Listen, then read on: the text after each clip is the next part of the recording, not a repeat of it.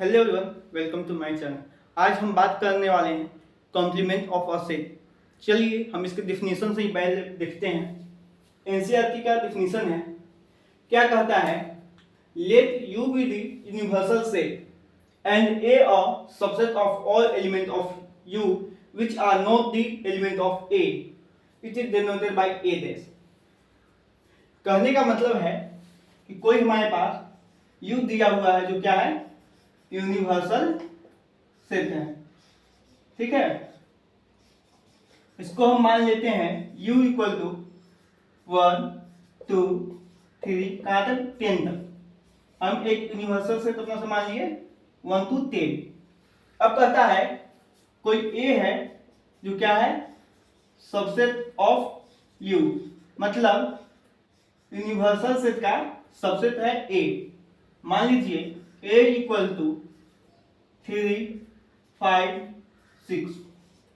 Okay, अब क्या करता है? Then the complement of a is the set of all element of u which are not the element of a। कहने का मतलब है it is denoted by a dash. Complement set को हम लोग लिखते हैं a डैश। a डैश क्या होगा? कॉम्प्लीमेंट ऑफ सेट जिसमें सिर्फ u होगा, यूनिवर्सल सेट का एलिमेंट होगा, उसमें a सेट का एलिमेंट नहीं होना चाहिए। इसका मतलब जो इसके अंदर जो x है बिलोंग करेगा सिर्फ u से, एंड x बिलोंग नहीं करेगा a से। मतलब a सेट a डैश के अंदर सिर्फ एलिमेंट होना चाहिए u का, उसके अंदर a नहीं का एलिमेंट नहीं होना चाहिए।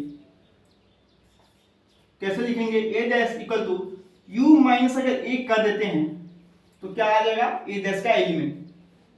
कैसे? चलिए देखते हैं। यहाँ पर 1 2 3 4 5 6 7 8 9 10 माइनस a 3 5 6, यही है। अब क्या करना है? u में से a को माइनस कीजिए। a के अंदर कौन कौन एलिमेंट है? 3 है, कट जाएगा।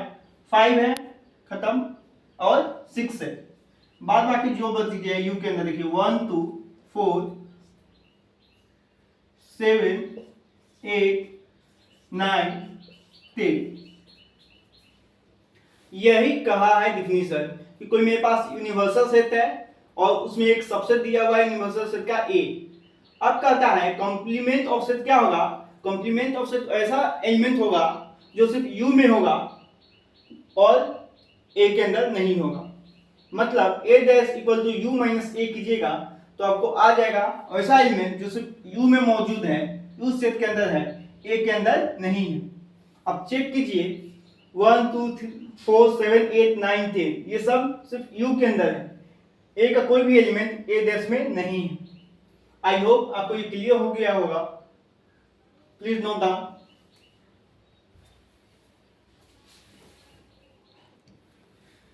चलिए एग्जाम्पल से समझते हैं जो आपके एनसीईआरटी में है। एग्जाम्पल नंबर 20 क्या करता है?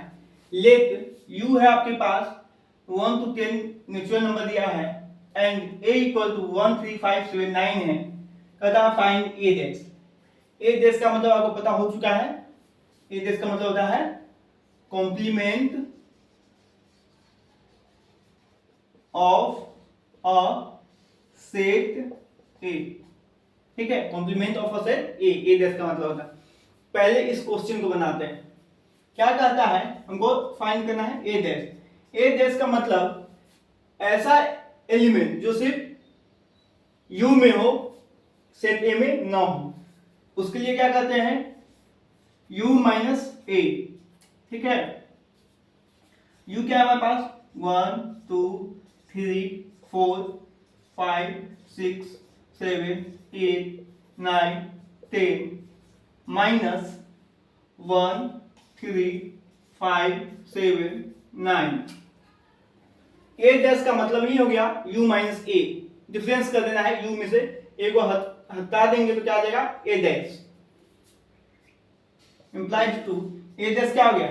देखिए a सेट के अंदर कौन कौन एलिमेंट है? 3 है, 3 गया, 5 है तो 5 खत्म, 7 है 7 खत्म, एंड 9 है तो 9 भी खत्म, 1 है तो 1 भी खत्म।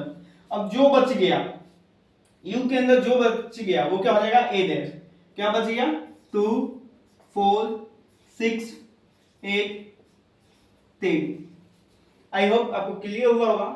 a डैश का मतलब ही होता है कि सिर्फ a के अंदर वो u का वो एलिमेंट होगा जो a के पास न हो। कुछ समझ में ना आया तो क्या कीजिएगा, जब भी a डैश पूछेगा तो आपको u माइनस a कर देना है। u माइनस a कीजिएगा, आपको हमेशा a डैश मिल जाएगा।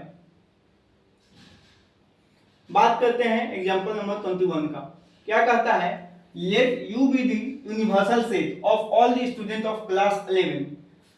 एक हमको u दिया हुआ है, यूनिवर्सल सेट है जिसमें क्या है क्लास 11 के बच्चे हैं। 21 नंबर की u क्या है, set of all student in class 11।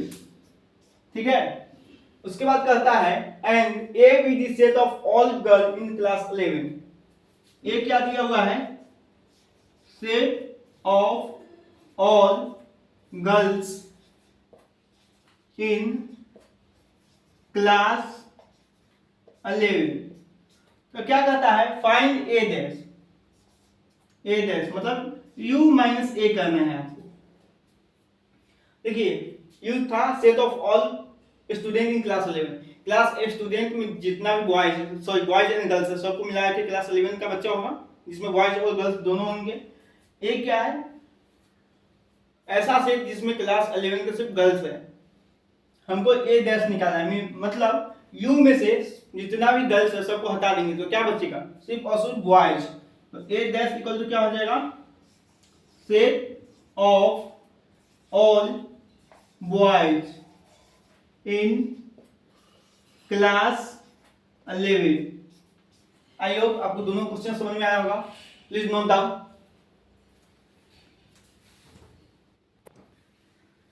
देखिए ये आपका एनसीईआरटी का बॉक्स में बना हुआ था, इंपॉर्टेंट है। क्या कहता है, if A is a subset of U, A जो है किसका सबसेट है, यू का, देन इस कॉम्प्लीमेंट, इसका जब हम कॉम्प्लीमेंट निकालते हैं मतलब ए डैश करते हैं, वो भी क्या है, सबसेट ऑफ यू है। ठीक है, एक एग्जांपल लिए हैं यहां से, सबसे अच्छा रिजल्ट आपको मिलेगा। एग्जांपल नंबर 23 ये सेम देखिए, u इक्वल टू है 1 to 10 तक है। हमको a डैश इसमें पता है 2 4 6 8 10 और a भी पता है क्या, 1 3 5 7 9। ठीक है, अब हमसे क्वेश्चन क्या कहता है, फाइंड a डैश का होल डैश, मतलब जो मैं a डैश किया हुआ है इसका कॉम्प्लीमेंट निकालना है। क्या आपको हम बताए थे, a डैश है इसका मतलब होता है u माइनस a। इसी प्रकार हमको क्या करना है, a डैश का u माइनस a करते थे। ठीक है, इसी तरीके से a डैश का डैश है, इसका मतलब u माइनस a डैश, इसका यूज कीजिए। a की जगह a डैश डाल दीजिए तो क्या आ जाएगा, a डैश का डैश इक्वल टू u की जगह क्या है, 1 2 3 4 5 6 7 8 9 10 माइनस a डैश क्या दिया हुआ है, देखिए 2 4 6 8 10, 2 4 6 8 10। देखिए वैल्यू को रख दी। अब क्या करना है, जो a डैश में है उसको हटा दीजिए u से। 2 है 2 कैंसिल, 4 को कैंसिल कीजिए, 6 कैंसिल, 8 कैंसिल और 10 कैंसिल। a डैश का डैश क्या आ गया, जो बच गया u में, क्या बच गया 1 3 5 7 9। आप एक चीज देख रहे होइएगा, a डैश का डैश किए हैं वो क्या गया 1 3 5 7 9, और हम एग्जांपल नंबर a सॉल्व किए थे तो वहां a हमारे पास क्या था 1 3 5 7 9। इसका मतलब जब भी हम a डैश का वापस कॉम्प्लीमेंट करेंगे वो किसके बराबर आ जाएगा, a के बराबर आएगा। इसी रिजल्ट को हमको प्रूव किए हैं एग्जांपल के माध्यम से। a दिया हुआ था, a डैश में था, a भी था। ठीक है, हमको क्या निकालना था, a डैश का डैश मतलब कॉम्प्लीमेंट ऑफ a का कॉम्प्लीमेंट निकालना था।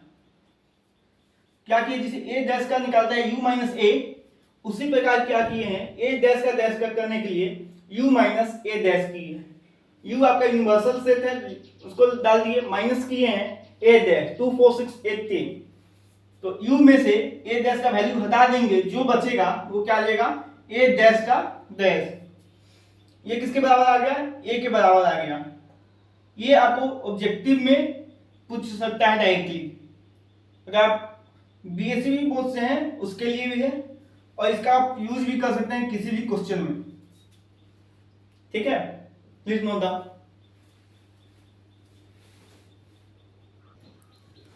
देखिए एग्जांपल नंबर 22 क्या कहता है, let u equal to 1 2 3 4 5 6, universal set आपको दिया हुआ है 1 2 6, a है आपके पास a इक्वल टू 2 3 एंड b इक्वल है 3 4 5।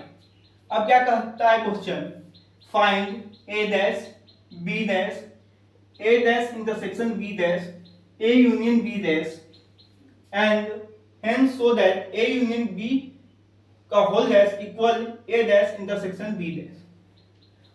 एक एक करके पहले हम फाइंड करेंगे। पहले हम a डैश फाइंड करेंगे, तो क्या करेंगे u माइनस a, u क्या है 1 2 3 4 5 6 माइनस 2 3, तो a डैश क्या आ जाएगा 2 3 चला जाएगा तो 1 4 5 6, क्या आ गया आंसर 1 4 5 6 आ गया। अब बात करते हैं हम b डैश का, ये नंबर, इसमें भी क्या है u माइनस b करेंगे, u क्या हो जाएगा 1 2 3 4 5 6 माइनस b क्या है हमारे पास 3 4 5 3 4 5, तो देखिए 3 4 5 क्या हो गया 1 2 6, क्या आ गया 1 2 6, ठीक है। अब दो को आ गया।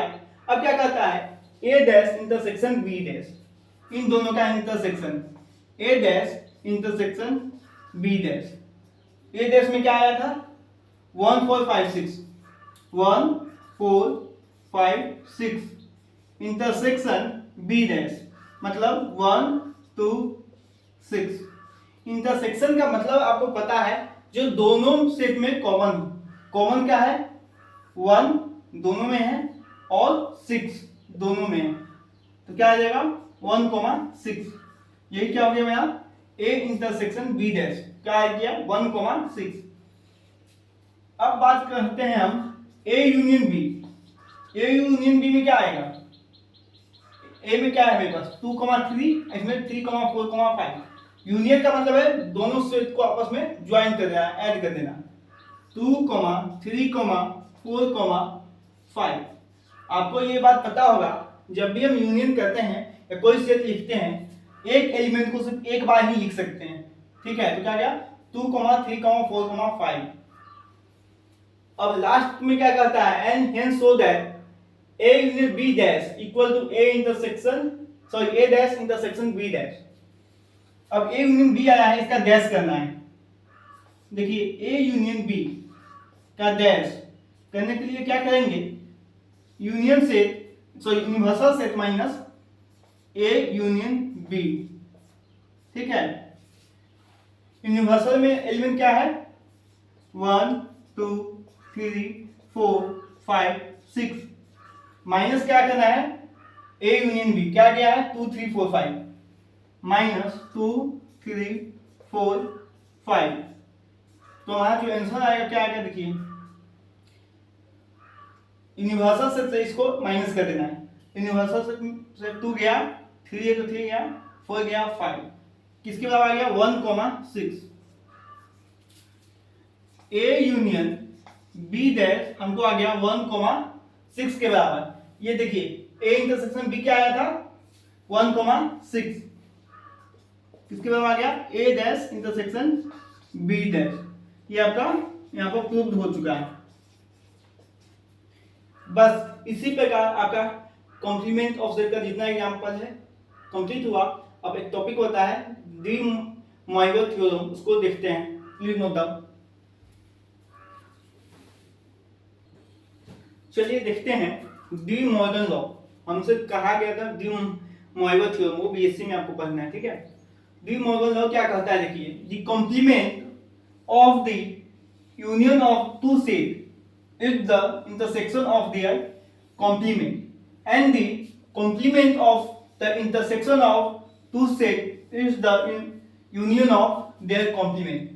क्या बक दिया ये, कुछ नहीं कहा है। देखिए, कोई सेट आपके पास ए है, उसका अगर आप यूनियन करते हैं किसके साथ, कोई दूसरा सेट है आपके पास बी, इसका आप क्या करते हैं, कॉम्प्लीमेंट निकालते हैं, मतलब ए यूनियन बी डैश करते हैं, ठीक है। वो किसके बराबर आएगा, intersection of the complement A dash intersection B dash. जो भी हम एग्जांपल आपको 22 करवाए हैं उसमें इसी को हम प्रूफ किए हैं, ठीक है। अब कहता है इसका उल्टा कीजिए, the complement of the intersection of two set, दो को कोई सेट है उसका इंटरसेक्शन का कॉम्प्लीमेंट किसके बराबर होगा, यूनियन ऑफ देयर कॉम्प्लीमेंट। मतलब ऐसे बोलिए, या A dash intersection B dash equal to A union B dash. यही आपका डी मॉर्गन लॉ कहे हैं, डी मॉर्गन साहब यही आपको एक लॉ दिए हैं, ठीक है। ये आप प्रूफ कर चुके हैं। अब एनसीईआरटी में कुछ प्रॉपर्टी है कॉम्प्लीमेंट सेट का, वो आप जान लीजिए। पहला है कॉम्प्लीमेंट लॉ। क्या है, कॉम्प्लीमेंट लॉ, ठीक है। ये क्या कहता है, ए का यूनियन कीजिएगा ए डैश के साथ, वो आपको क्या मिलेगा, यू। सेकेंड इसी में है, ए का इंटरसेक्शन कीजिएगा ए डैश के साथ, तो आपको क्या मिलेगा, 5। अब बात करते हैं डी मॉर्गन लॉ। जो भी बताएं सेम यही बात है। ए यूनियन कीजिएगा बी डैश का, वो मिलेगा A dash intersection B dash. Second में आपको क्या कहा है, ए इंटरसेक्शन बी डैश कीजिएगा तो आपको क्या मिलेगा, A dash union B dash. Sorry, यहां पर हम सेकेंड पॉइंट में आपको गलत समझा दिए हैं। एंड कहा था any complement of the intersection of two set is the union of their complement. मतलब एक तो ये कहा है, दूसरा ये कहा था कि ए इंटरसेक्शन बी होकर कीजिएगा, इसका क्या आप कॉम्प्लीमेंट करते हैं, वो क्या आ जाएगा, ए डैश यूनियन बी डैश। ये मैं पढ़ने का जो है ना मिस्टेक की वजह से ऐसा हुआ है, ठीक है। ये आपका डी मॉर्गन लॉ, यही आपको दो है। तीसरा क्या कहता है, जो भी आपको एग्जांपल से बताए थे, ए डैश का डैश कीजिए किसके बराबर आ जाएगा, ए के बराबर। चौथा क्या कहता है, अगर 5 का डैश कीजिएगा तो किसके बराबर आएगा, u के बराबर। एंड u का डैश कीजिएगा तो किसके बराबर आएगा, 5 के बराबर। इसको हम लोग कहते हैं लॉ ऑफ एम्प्टी सेट, कहीं जो करना चाहिए, लॉ ऑफ एम्प्टी सेट।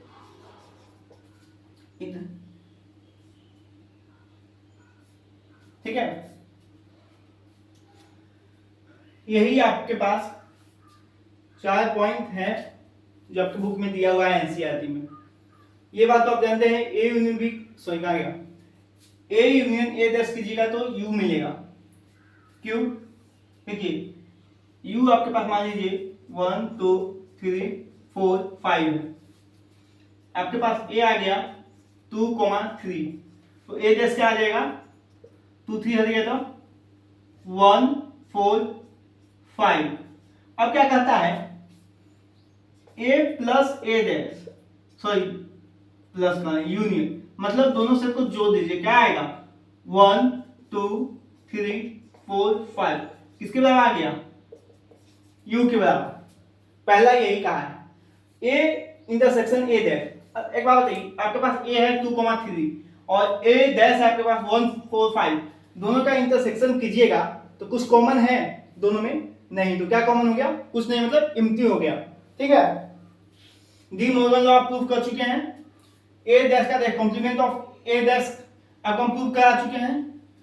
और आपको यह पता है फाई का डैश कीजिएगा, मतलब कुछ नहीं है, कुछ में से कुछ नहीं घटाइएगा, मतलब देखिए u माइनस फाई करेंगे, मतलब u में से कुछ घटेगा ही नहीं, क्या बच जाएगा, u ही तो बच जाएगा।